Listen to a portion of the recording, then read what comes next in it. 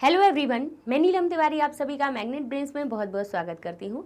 Magnet brains एक ऐसा channel है जहाँ पर आपको किंडरगार्टन से लेकर 12th क्लास तक के सारे वीडियोस बिल्कुल फ्री अवेलेबल करवाए जाते हैं। ऐसा नहीं है कि आपको स्टार्टिंग के 2 वीडियोस देखने के बाद में कोई भी सब्सक्रिप्शन चार्ज देना हो।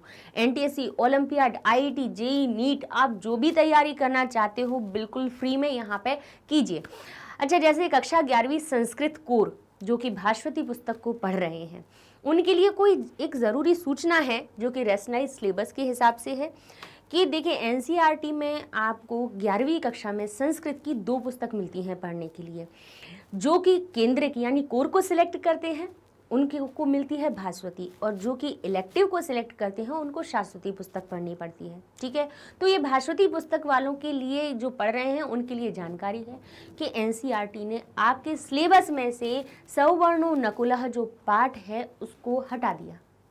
ठीक है, अब ये NCERT ने किया है, जबकि वीडियोज़ हमने बनाए, बहुत मेहनत से बनाए थे, पूरे बन चुके थे।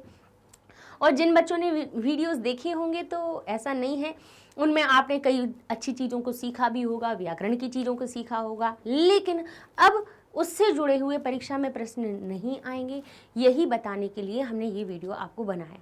ठीक है ना, कि भास्वती जो आपकी पुस्तक है उसके पाठ में से ये आपका जो दूसरा पाठ है सवर्णो नकुलः उसको हटा दिया गया है, तो अब आप इसको नहीं पढ़ना है। ठीक है ना।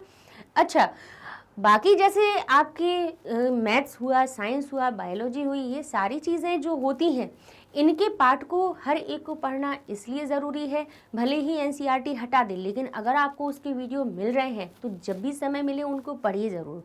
संस्कृत में भी ऐसा ही है, जैसे अब ये सवर्णो नकुलः है, इसमें बहुत सारे शब्द आए थे जो कि हमने आपको बताए कि देखिए इस शब्द में ये संधि हुई है, समास हुआ है, इसमें ये प्रत्यय आया है। तो कम से कम अगर पाठक को नहीं समझना तो कम से कम आप उसकी व्याकरण को समझ के तो अपना ज्ञान कोश बढ़ा सकते हैं कि शब्दों का कोश आपका बढ़ेगा कि नहीं बढ़ेगा।